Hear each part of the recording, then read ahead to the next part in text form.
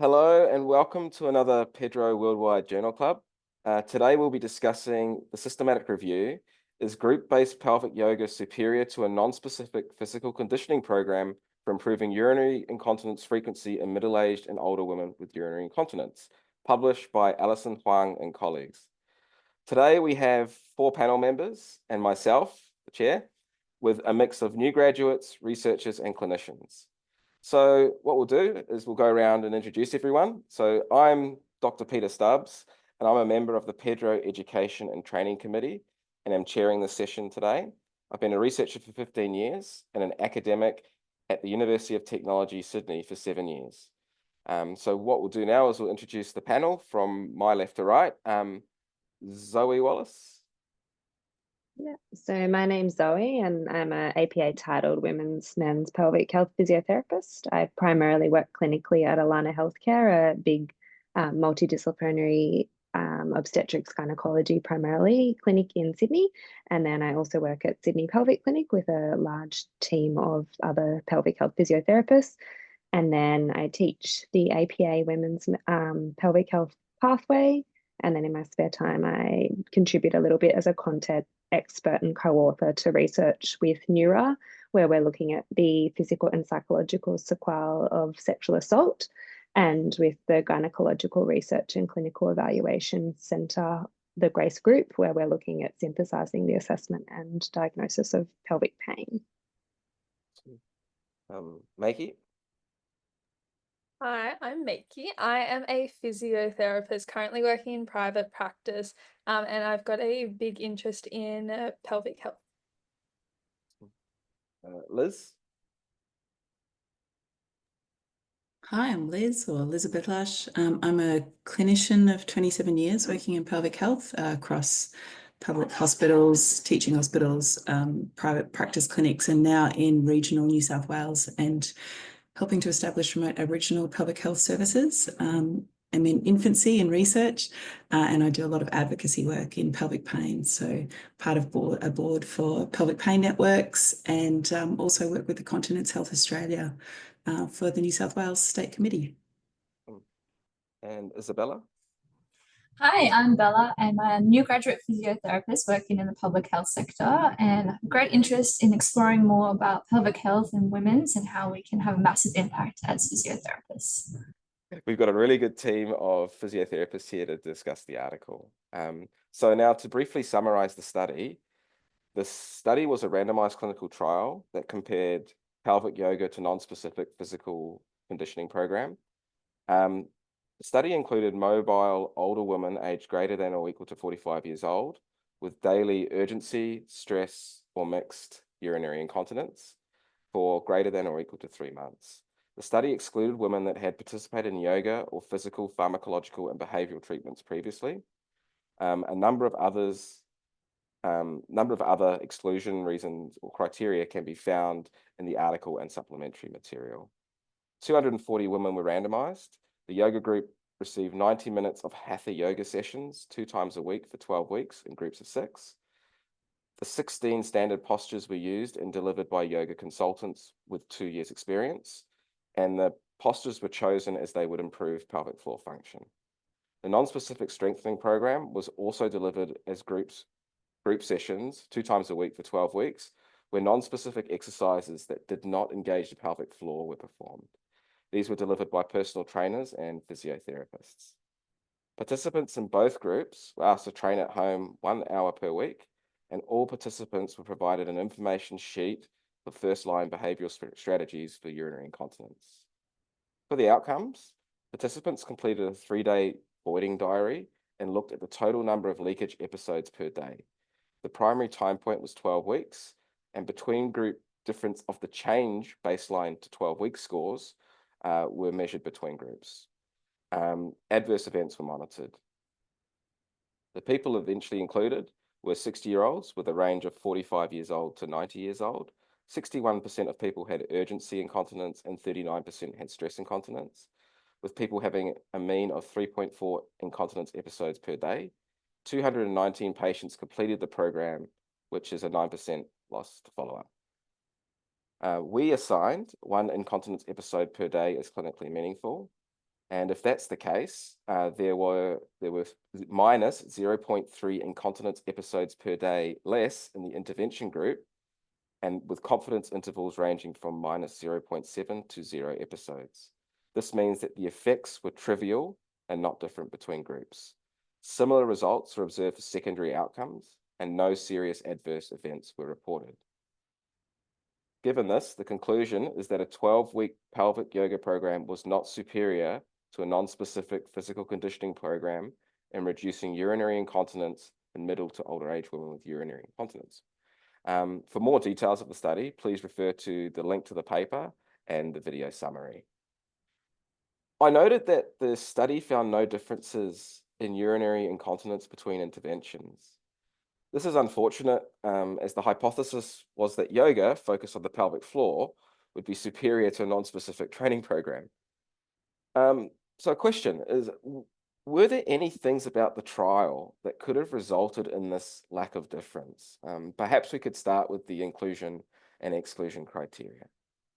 Yeah, I guess the study, they included women with both stress incontinence, urge urinary incontinence, and mixed urinary incontinence. And each of those types of urinary incontinence has a different underlying pathophysiology, which would then respond differently to different treatments.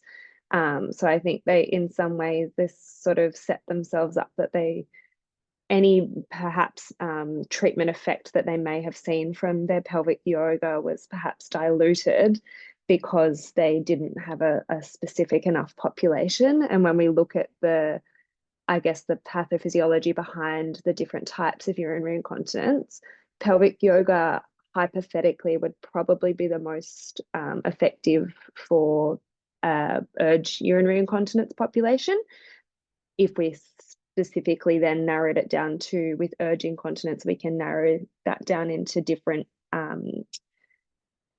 pathophysiology. So like overactive bladder dry or overactive bladder wet, as an example. And overactive bladder dry, we know that those patients that have that are more likely to have an issue of increased pelvic floor muscle tone as the driving reason that they have urinary urgency or urinary urge incontinence. And so it would be more rational that perhaps pelvic yoga that's focused on breathing and down regulation and poses would perhaps be impactful and show a clinically and statistically significant effect for that population compared to a stress urinary incontinence group, particularly where it's much more likely that it might be a pelvic floor muscle weakness issue or a connective tissue, a ligamentous or fascial defect issue that's causing the urinary incontinence. On that one, I saw in the supplemental information on table 6, I think it was, they separated the urgency, stress, night and daytime results. Would that make it a bit more applicable if we look at those, or still not really? Yeah, not really, because it didn't impact any change in who got what treatment. And I think the other factor in their inclusion and exclusion is they had set out to offer an alternative to specific pelvic floor muscle training, and yet they didn't check initially if the women were engaging their pelvic floor. So they talked about designing a pelvic yoga program that was going to include both pelvic floor engagement and relaxation, but there was no process at the beginning of the study to check that women were actually engaging their pelvic floor. And I'm sure Zoe's found the same thing over the years. You can never actually predict that person who you've asked them to engage their pelvic floor, you've given them 20 beautiful cues, and they actually end up straining instead of engaging their pelvic floor. So then we're not even really quite sure if perhaps the group doing the general exercise just happened to be lucky and have 80% of people who were naturally better at engaging their pelvic floor when they were exercising, whereas the women who were specifically trying to engage their pelvic floor with certain poses were perhaps accidentally straining or not engaging well. And was just wondering, like, how would you test the engagement of the participants? Yeah, so the gold standard assessment to assess whether they can correctly activate their pelvic floor muscles would be a digital vaginal examination. So that would need to be conducted by somebody who's appropriately trained to do so, which generally speaking, pelvic health physiotherapist would be the most appropriately trained person to perform a pelvic floor muscle assessment. But I do know that in some clinical settings, there might be like continence nurses, or even like for myself, clinically, my team, like my urogynecologist that I work with, he's probably even better at assessing pelvic floor muscles than what I am as a physio. So it does depend, I guess, yeah, on the setting that you're in, and perhaps there would be other appropriately trained disciplines to perform that assessment. I did have just a quick question about like urinary incontinence in general. Is it something that only affects like older women, or like is it younger? Like kind of who does it affect? Because I know the study mostly the mean age was 60. So just a general overview would be lovely. Sure. No, incontinence affects every age group. And I think later on we'll be talking about the role that we as physios play in reducing stigma. And I think this article is just such a helpful and beautiful springboard for that. Interestingly, the way incontinence presents in the young and the old often has similar overlays of difficulties with bowels and impacted bowels needing to be addressed. But there can be more urge incontinence in younger ones, or there can be sensory issues driving toileting issues, then driving continence issues. But certainly you have incontinence in young people, and when it's not well understood and talked about socially, and parents don't understand it, and it's not visible in the community that it's something that can be helped, that can then be carried well into adulthood before it's addressed. The childbearing years, for those who have a uterus, that is a particular time where we see incontinence rates. They can be transient, but then often do turn up later in life. So multiparity, so more than one pregnancy, is a risk. Certainly for prolapse and certain types of incontinence, and vaginal birth is a big risk for incontinence, but even bigger is when there's certain complications with that childbirth. And then as we age, there's different types of incontinence that are an issue because we've got the skeletal changes, the hormonal changes. So there's multiple factors influencing incontinence. Also fecal incontinence as the external anal sphincter thins out. It's a lovely age group they're studying because it's such a critical time point. It's a time point where I think general physio population is seeing people who would be presenting for bone health programs or thinking about their long-term health. And I think it's a great age and stage, but certainly it's an issue through all ages. I thought it was quite interesting that they didn't comment on parity, like the number of vaginal deliveries in the study, because that's something, again, that perhaps may have diluted a treatment effect. You know, perhaps they had more women that had, 5 vaginal deliveries in the pelvic yoga group compared to the other exercise program group, and that again would have minimized treatment effect. So they did comment whether they were nulliparous or not, and whether they'd had a hysterectomy or not, and they made sure they were equally stratified. But yeah, they didn't look at number of vaginal deliveries. So are either of the strategies used in the study, are they recommended practice for either of the incontinence types? Yes and no is the answer to that. So the educational leaflet they gave, certainly there's lifestyle education advice that's important, particularly across the urge and the mixed types of incontinence. General exercise is important, and certainly where obesity is considered a factor with urge, that's asked to be addressed as well. So general exercise can be considered relevant, but in terms of gold standard treatment for stress urinary incontinence, and even strong recommendations for urge, it is actually a specific targeted, I think the wording is as vigorous as possible, pelvic floor muscle training. I love the way the European guidelines put it. So to make sure it is actually the pelvic floor being strengthened and as vigorously as possible. And I guess to add to that, we know that when we look at our guidelines for pelvic floor muscle training, particularly for stress urinary incontinence, there's level 1 grade A evidence that a supervised pelvic floor muscle training program is effective at either improving stress incontinence or curing it. So I think that the study design could have been really good in that it was supervised, they had regular sessions. if there was perhaps more cueing specifically of tailored targeted pelvic floor in addition to the yoga-based approach, maybe that would have helped to see a greater effect, particularly for that stress incontinence group. You touched a bit on like best practice and best recommendations for training your pelvic floor and like pelvic health and things like that, particularly for incontinence. So just wondering, like, I'm in the public health sector, Maki's in the private, just wondering what we can do to apply it into our own lives as a physiotherapist. I mean, it's tricky because gold standard, if we're looking at what the research tells us, gold standard pelvic floor muscle training would require individualized assessment. So that's going back to that, doing a digital vaginal examination, and then based on assessment, making sure that a woman can correctly contract her pelvic floor, and then tailoring an individualized pelvic floor muscle training program that is at as Liz mentioned before, a vigorous enough intensity that it's going to achieve a training effect.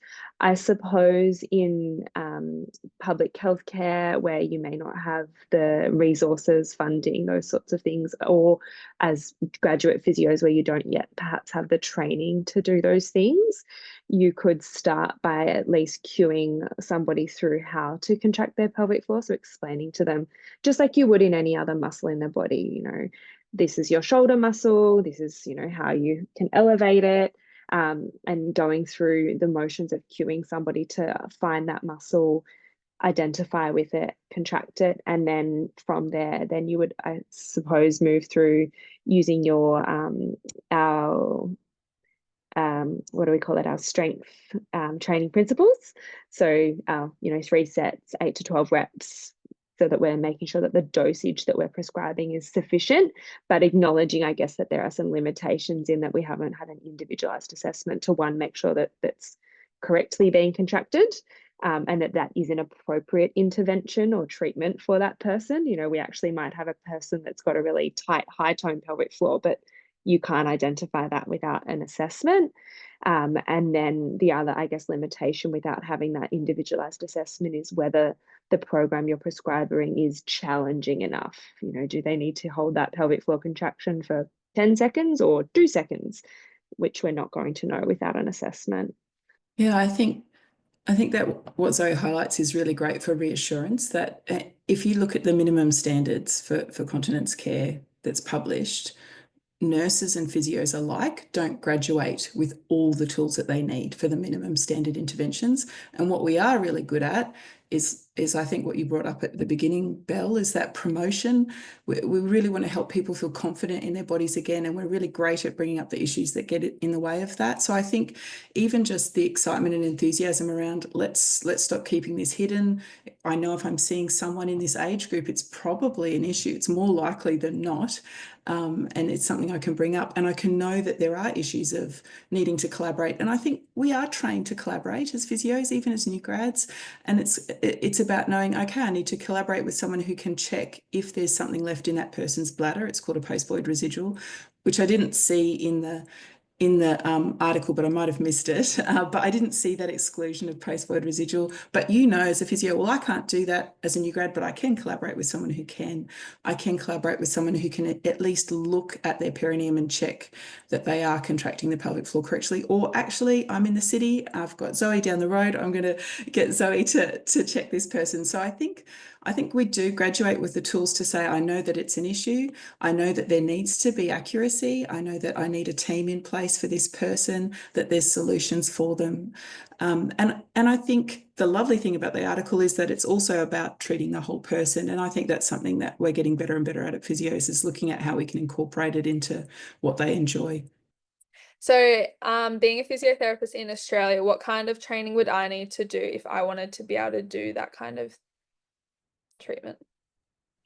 Yeah, so at the moment, there are 2 sort of clear pathways to be trained as a men's pelvic health physiotherapist in Australia. So you can either go through the academic pathway, which is where you go to university. To my knowledge, we've just got University of Melbourne, and then Curtin University over in Western Australia are the two places that you can go and do your postgraduate studies. And then once you finish that and you're examined, you'll get the title of a APA titled Women's Men's Pelvic Health Physiotherapist.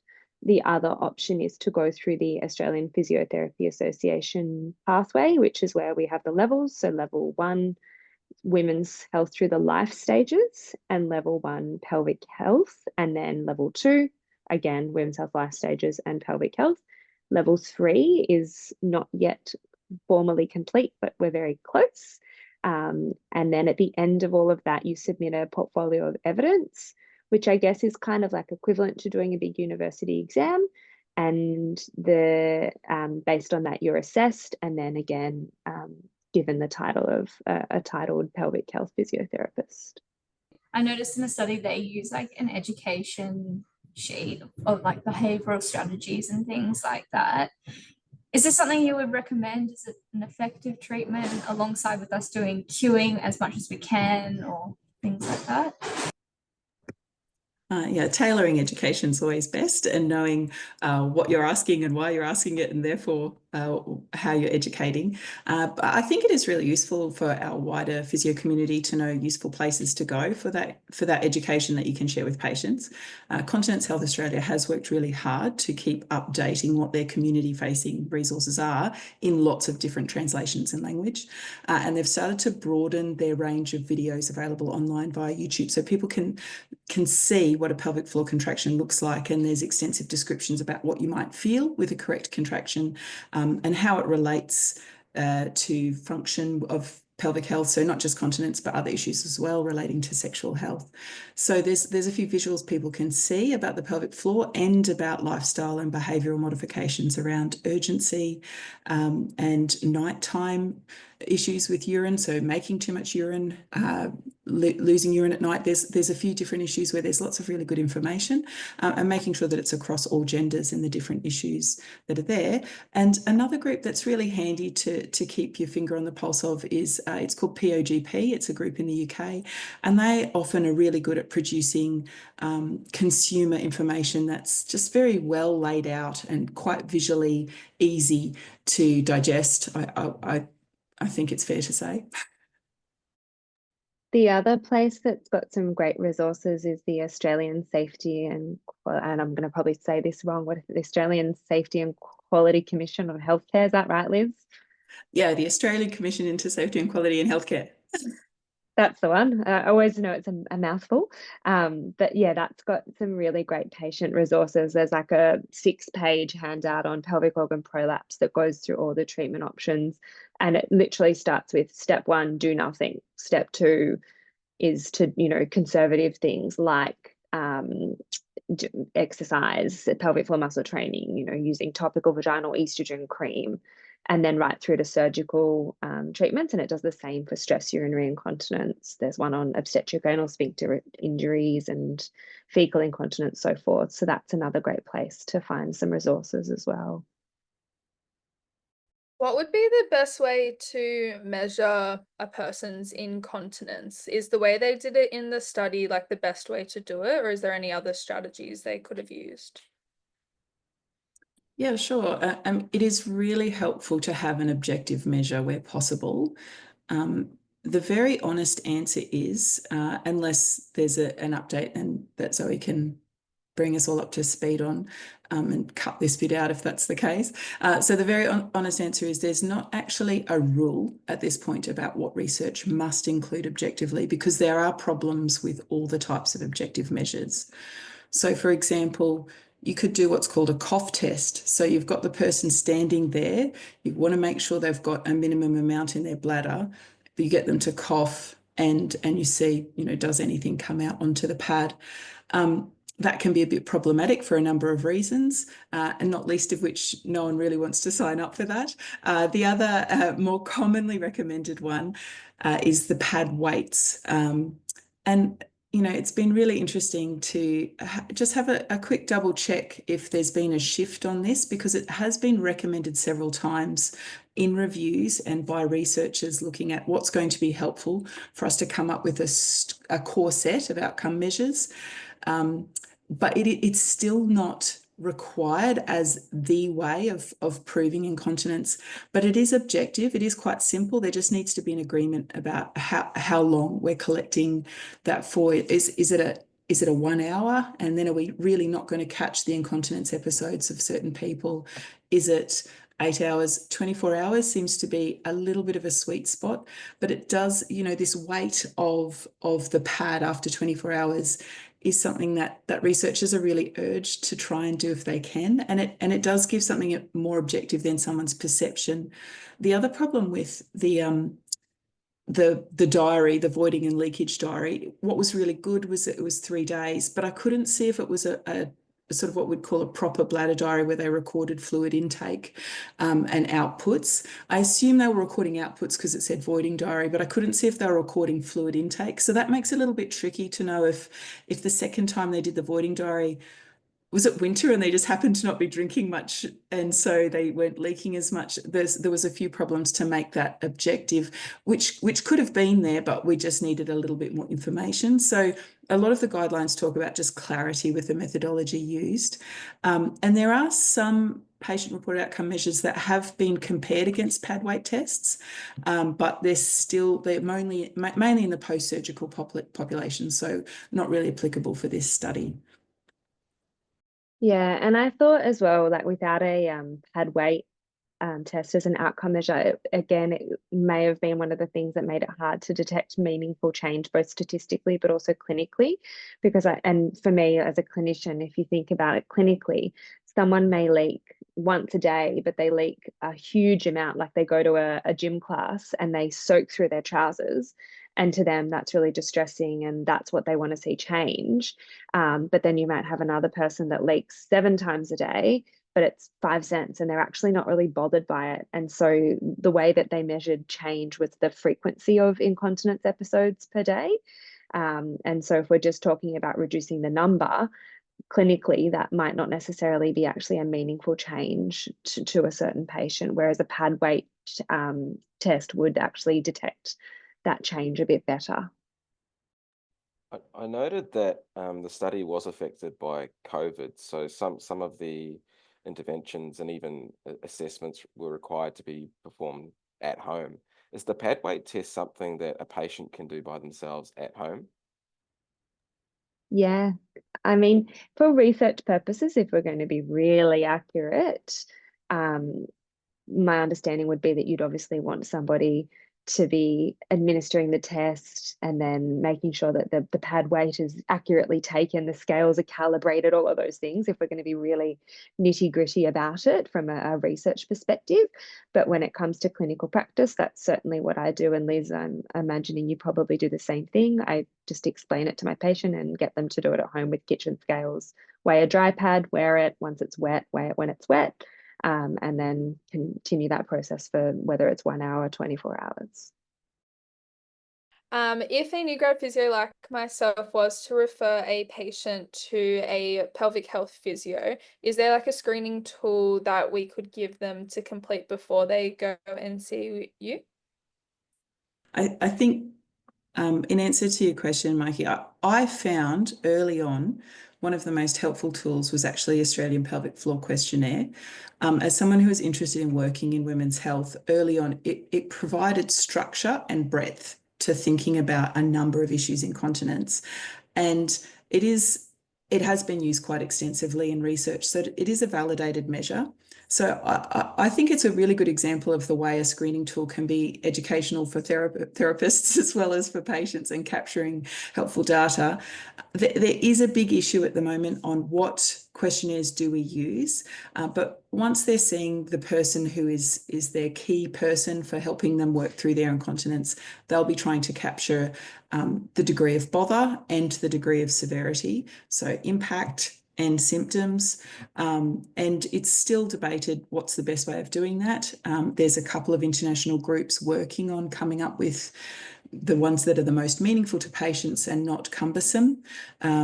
There's the UK is really pushing the ICIQ forms, so the bothersomeness, the short form for severity.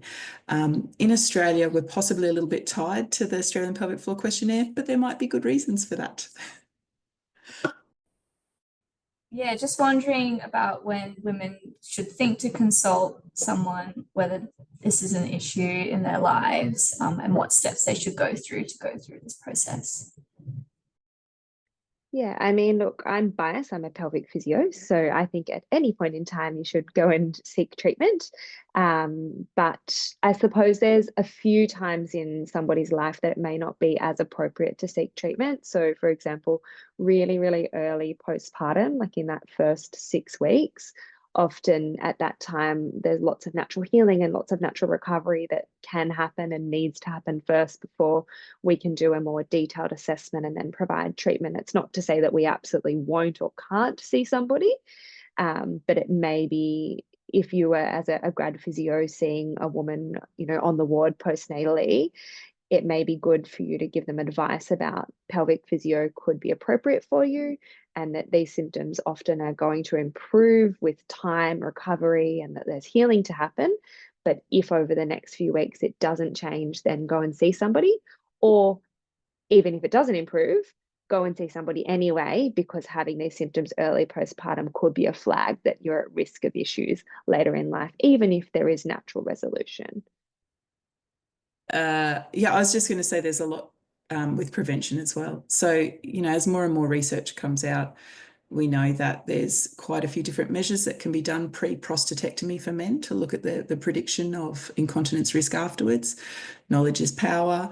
In terms of pregnancy, there's good evidence that if we catch it before the incontinence starts through regular training, we see lower rates of incontinence afterwards. So both early on, as Zoe was saying, when there are symptoms, but also there's a few occasions where seeing someone preventatively is important. Another question for you. Are there any adjunct therapies that can assist people with incontinence as well as a pelvic health physio? Yeah, loads. I mean, as an example for urge urinary incontinence, one of the adjunctive therapies that we use in pelvic physio, but people could access themselves, that has really great efficacy, is tibial nerve tens, as an example. So that's something that someone could hypothetically set up, access via the internet. There's, like, for example, pelvic floor exercise.com, one of the places that we often go and seek resources and equipment from. That's a patient accessible site. They could go on there, read the information about how to set up a TENS machine for urge incontinence and apply that as an adjunctive or as a primary treatment strategy even. In addition, I guess, and Liz had briefly mentioned this before, bowels is often a really big thing. Addressing bowels, constipation is often a leading driving factor of both stress incontinence or urge incontinence. So I guess you could consider like diet intervention and adjunctive therapy. Yeah, there are loads. Liz, you probably have even more to evaluate. Oh, just what jumped straight to mind is just I'm constantly working alongside the patient's GP, especially in this age group. So often topical estrogen is used, and I know, Zoe, you brought that up before, and it can be really relevant in the urge group. There's low-level evidence for acupuncture for urge as well. I'm often working with an exercise physiologist. I think one of the lovely things is when physios get good exercise physiologist partnerships happening. Someone might have their health check with the GP. It prompts a bone health program. The exercise physiologist is women's health informed, picks up a few cues. This wonderful bone health program could actually aggravate prolapse or incontinence. I'll get you to see a pelvic physio. So definitely, as always, we're part of a collaborative team making sure incontinence is addressed well. And sometimes when it's really complex, then it's a really big team. So sometimes pain is actually what's driving the incontinence. And so then you've got quite a few different team members involved. But I think that's different to the scope of today. They're sticking to non-complicated incontinence. So we've had a really good discussion today, and we're about time to start wrapping up. Are there any final questions that we could ask, or any final questions or any final thoughts you would have on the topic? Yeah, I think my last question would be, if you were to do the trial again, what would you do differently? Yeah, I'm sure this will be a multi-person contribution answer. The things that jumped to my mind was they, at the beginning, had a really valuable question. Is there a way of doing an intervention that is more patient-centered, that is an activity more realistically fitting into their life, that actually achieves the outcome we want, changing their incontinence? So I think already a few things have come up. So we brought up the value of stratifying the types of incontinence. We've brought up making sure that there's a bit more of an objective measure of the incontinence so that we know how much that is changing from the intervention. But I really think the thing that I would have valued seeing in there to feel conscientious in offering this as a true alternative therapy to my patients at a particularly vulnerable age in terms of their future continence would be them initially assessing not just the accuracy of the pelvic floor, but either its bulk or its strength. And there's really clear guidelines on how to do that in research. And then repeating those measures at the end. So I can see, oh, if I encourage my patient who's far more interested in yoga or far more interested in gentle exercise, if that still comes up just as effective, if they're really way more motivated to do that, far more adherent, will I see that same change in their pelvic floor, and will I see objective changes in their continence? And there's multiple reasons for that in this age group, because we really do want to make sure they have a pelvic floor that's functioning well for the years ahead.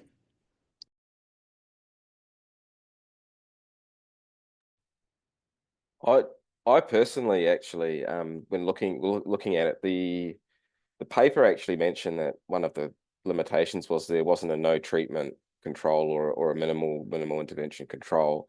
I don't know about the ethical ramifications of having a no treatment control, but I would have at least liked the hatha yoga therapy to be compared against what would be considered best practice. And then if it's ethical, potentially a no treatment control. I don't know if it is, but because that would really say, is it as good as what we currently do, or what is recommended? And if it is, that's fantastic. If it's not, then maybe we need to rethink it. But I did feel that the trial actually did well with randomization. They attempted concealment. They also used intention to treat analysis, which was really well done. They did provide, measures of variability. They did provide between group differences, and all of it was pre-specified in a protocol, and the protocol was done prior to the recruitment of the subject. The protocol did not change significantly from when the first subject was enrolled. And so that to me suggests that they weren't selectively reporting outcomes. And I think that is shown by the results they ended up getting, because there was not much different. There wasn't any difference between the two therapies. And I think that's a real strength to the study, because a lot of studies may try to find another variable that potentially was significant, but they didn't do that. They said, this is what we intended to measure, this is what we intended to report, and this is what we've reported. And they did report what they said they were going to report. And I think that's a really, really good thing about the study, which actually it's not something I would change about the study, because I think that all studies should be pre-registered so that we don't selectively report outcomes based on the results that we're getting. All right. Well, thanks everyone for your time. Really, really appreciate everyone discussing this article and providing some really useful insights to all the people that watch this journal club. It's really, really good to have a range of perspectives on this article, and actually on urinary incontinence and pelvic health just generally. So thank you all for participating, and I also want to thank everyone for listening.